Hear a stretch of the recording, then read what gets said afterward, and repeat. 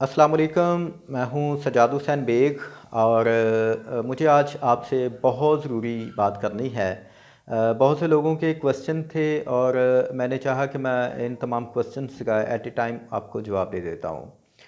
Sir तो लोग ये पूछ रहे हैं कि जो इमरान खान साहब हैं इन्होंने कोरोना के लिए जो रिलीफ दिया, यानी एक एहसास कैश प्रोग्राम जो इन्होंने दिया है इमरजेंसी कैश का, वो पेमेंट्स लोगों को क्यों नहीं मिल रही। तो इस लिहाज से 3 क्वेश्चन जो हैं वो बहुत सामने आ रहे हैं और मैं चाहूँगा कि उनका मैं अलग-अलग आपको जवाब दूँ। पहले नंबर पे ये क्वेश्चन है कि ये जो पेमेंट्स हैं 12,000 रुपए वाली, ये किसको मिलनी हैं? दूसरा जो क्वेश्चन है वो ये है कि ये जो पेमेंट्स हैं वो कहाँ से मिलनी है? और जो तीसरा क्वेश्चन है वो ये है कि अगर ये पेमेंट्स आ गई हैं तो ये क्यों नहीं मिल रही हैं।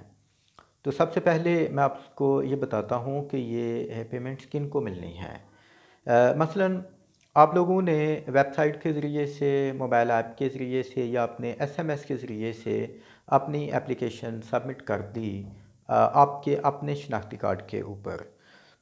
अब आपके शनाख्ती कार्ड के ऊपर ये एप्लीकेशन सबमिट होने का कतई मकसद ये नहीं है कि ये पेमेंट आपको मिलनी है।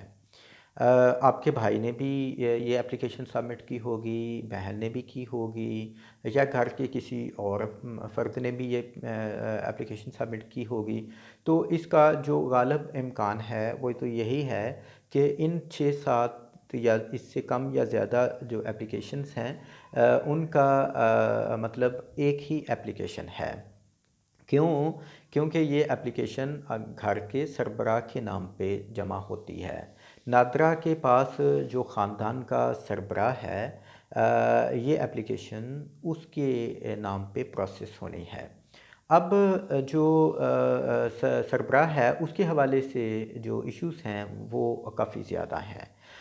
मसलन कुछ लोगों की जो एप्लीकेशन है उसके बदले में जवाब आता है कि ये आपके वालिद साहब इस प्रोग्राम के अहल हैं या आपकी वालदा इस प्रोग्राम के अहल हैं या आपके खावंद इस प्रोग्राम के अहल हैं।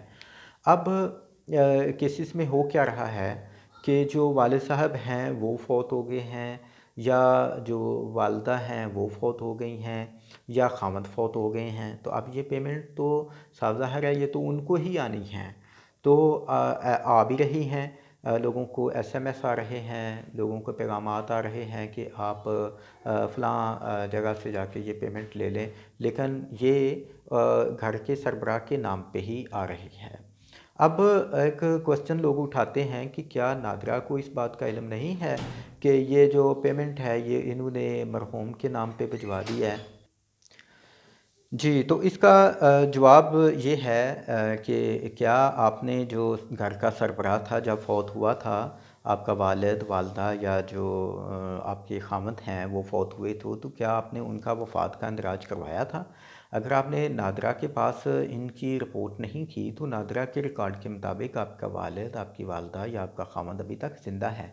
और नादरा ने तो अपने रिकॉर्ड के मुताबिक बिल्कुल ठीक किया कि जो घर का सरबराह था उसको उन्होंने ये पैसे भेजे। तो गलती तो बेसिकली नादरा की नहीं है, गलती तो आपकी है कि आपने उनका अंदराज क्यों नहीं करवाया। बहरहाल ये वक्त तो गुज़र चुका है, आइंदा के लिए आप महतात हो सकते हैं कि जब भी कोई आपका फ़र्द फ़ौत होता है तो आप अगले दिन या 1-2 दिन के अंदर आप उसकी यूनियन काउंसिल में भी जो रिपोर्ट है वो करवाया करें और आप बाकायदा तौर पे नादरा को भी ये रिपोर्ट करें कि वो जो आपका सरबराह है घर का या फ़लाँ जो आदमी है वो फ़ौत हो गया हुआ है। अब जो दूसरा क्वेश्चन है वो ये है कि ये पेमेंट मिलनी कहाँ से है? अब ये जो पेमेंट्स हैं आपको जब एक मैसेज आ जाता है तो ये आएगा आपको या तो फैसिलिटेशन पे सेंटर का, यानी जो डिस्ट्रिक्ट में या आपकी तहसील में या आपके टाउन में जो फैसिलिटेशन सेंटर गवर्नमेंट ने कायम किया है, आपको ये पेमेंट वहाँ से जाके मिलनी है। या फिर आपको मोबाइल کیش کی جو فرینچائزیز ہیں وہاں پہ جانا ہے. مثلاً اگر آپ کو 8171 سے میسیج آیا کہ آپ اپنے نزدیک فیسیلیٹیشن سینٹر پہ چلے جائیں، تو نزدیک فیسیلیٹیشن سینٹر وہ ہے جو گورنمنٹ آف پاکستان نے آپ کے علاقے میں قائم کیا ہوا ہے. وہ کسی اسکول میں بھی ہو سکتا ہے، کسی کالج میں بھی ہو سکتا ہے، یا کسی یونین کونسل میں بھی ہو سکتا ہے. اس کو مختلف جگہوں پہ گورنمنٹ نے قائم کیا ہے. اب جو دوسری بات ہے کہ موبائل فرینچائز کے پاس موبائل کمپنیز کے اپنے بھی کیش اکاؤنٹس ہوتے ہیں، جیسے جیز کیش ہے، یو کیش ہے، یا ٹیلی نار کا ایزی پیسہ ہے. تو آپ کو 8558 3737 وغیرہ جو ان کی ہیلپ لائن ہے، ان کے 4 ڈیجٹ سے میسیج آ سکتا ہے. آپ کو یہ پیمنٹ وہاں پہ جا کے لینی ہے.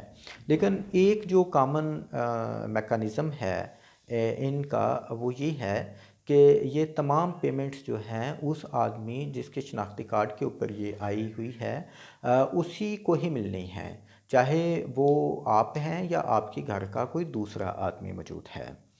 اب جب مرحوم آدمی کے نام پہ یہ پیمنٹ آ گئی ہوئی ہیں تو اس کی تو واضح سی بات ہے کہ یہ پیمنٹ نہیں مل سکتی، کیونکہ جو مرحوم ہے وہ موجود ہی نہیں ہے، یا جو خاتون ہے اس کی اگر علیحدگی ہو گئی ہے تو اس کا خامند ہی اویلیبل نہیں ہے.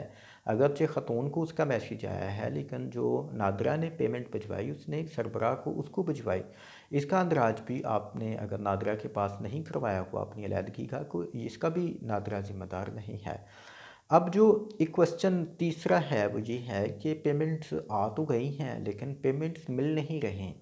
تو پیمنٹس نہ ملنے کی جو وجوہات ہیں وہ بھی ایک سے زیادہ ہیں. مثلاً چاہے آپ کو فیسیلیٹیشن سینٹر پہ بھیجا گیا ہے، چاہے آپ کو موبائل فرینچائز پہ جا کے یہ پیمنٹ نکلوانی ہے، ہر جگہ سے پیمنٹ نکلوانے کا میکانزم ایک ہی ہے، اور وہ میکانزم ہے آپ کا تھمب امپریشن یا آپ کے فنگر پرنٹ.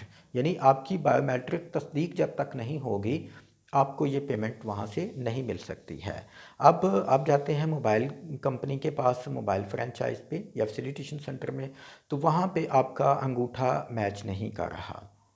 اب اس کا بھی ایک ایشو آپ کے پاس آ گیا. عموماً جو ایشو آ رہے ہیں وہ یہ ہیں کہ جو بزرگ ہیں خاص طور پہ، انہوں نے کافی سال پہلے کی شناختی کارڈ بنوائے ہوئے ہیں، تو ان کے جو تھمب امپریشن ہیں یا فنگر پرنٹ ہیں وہ مٹ گئے ہوئے ہیں. اب وہاں پہ جب وہ لگاتے ہیں انگوٹھا تو انگوٹھا تو میچ ہی نہیں کرتا.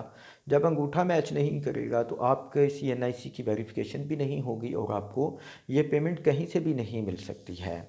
اب ایک اور ہے، لوگ کہتے ہیں کہ ہمیں تو اطلاع ہی نہیں ملی ہوئی.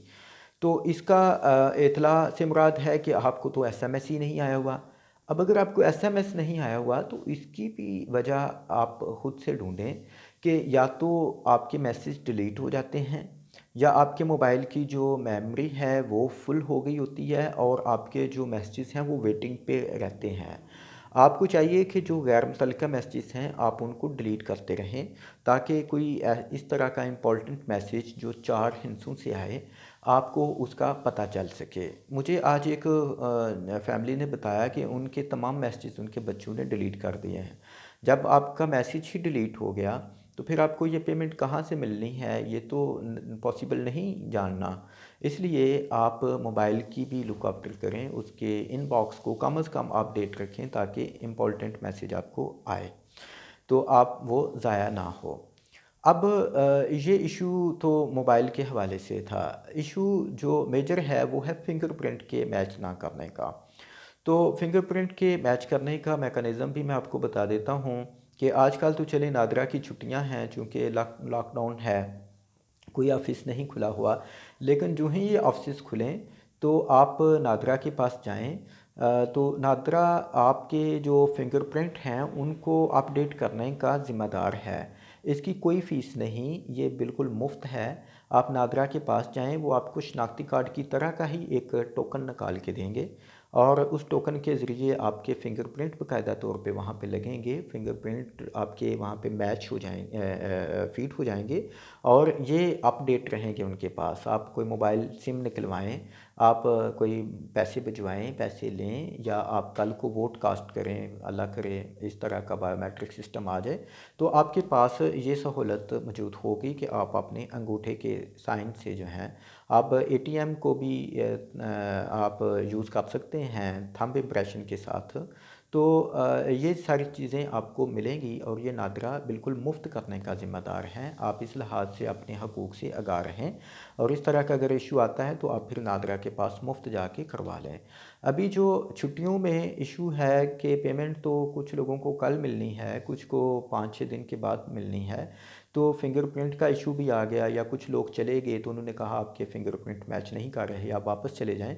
تو اس کا بھی طریقہ میں آپ کو بتا دیتا ہوں، وہ یہ ہے کہ آپ لیمن لیں، جس کو لیمو بھی آپ کہتے ہیں، اور آپ اس کو دو حصوں میں کاٹیں۔ کاٹ کے آپ اس کے اوپر اپنے جو تھمب امپریشن ہیں وہ اس کو اپنی انگوٹھوں کو، اپنی انگلیوں کو آپ اس کے اوپر آپ وقفے وقفے سے لگاتے رہیں۔ لیمن میں اللہ کی ذات نے بہت ایک زبردست ایک ایبزارپشن پاور رکھا ہوا ہے، تو وہ آپ کے جو فنگر پرنٹ مٹ گئے ہوئے ہیں ان کو 1-2 دن کے اندر ریکور کر لے گا، وہ دوبارہ سے ٹھیک ہو جائیں گے۔ آپ 2 دن کے بعد جب جا کے بائیو میٹرک اس کی کروائیں گے تو یہ ہو جائے گا۔ تو یہ گزارشات تھیں۔ میں نے ان تینوں باتوں کا جواب دے دیا ہے کہ آپ کے سربراہ کے نام پہ پیسے آتے ہیں، موبائل کمپنیز پہ یا آپ کے فیسیلیٹیشن سینٹر پہ پیسے آتے ہیں، اگر آتے ہیں تو کیوں نہیں ملتے، اس کی جو ریزنز ہیں میں نے بتا دیا۔ موبائل کے حوالے سے میں نے ایس ایم ایس کے حوالے سے بتایا، فنگر پرنٹ کے حوالے سے آپ کو بتایا، تو یہ چیزیں، یا میں نے اندراج کے حوالے سے آپ کو بتایا، تو یہ ایشو ہیں، ساتھ ساتھ میں نے ان کے آپ کو سلوشن بھی دے دیے ہیں۔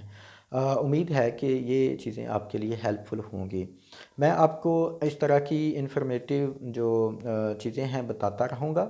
اگر آپ چاہیں کہ میں آپ کو آنے والی چیزیں جو بتاؤں، آپ کو اس کا پتہ چلتا جائے، تو یہ ویڈیو کے نیچے جو لال بٹن ہے آپ اس کو دبائیں، میرا نام سبسکرائب ہو جائے گا، اور آپ بیل آئیکن کو یعنی گھنٹی کو تھوڑا سا دبائیں، تو ہر وہ چیز جو میں آن لائن شیئر کروں گا وہ آپ کو براہ راست ملتی رہے گی۔ میں اس کے ساتھ ہی اجازت چاہتا ہوں۔ اللہ آپ کا حامی و ناصر ہو۔ پاکستان زندہ باد۔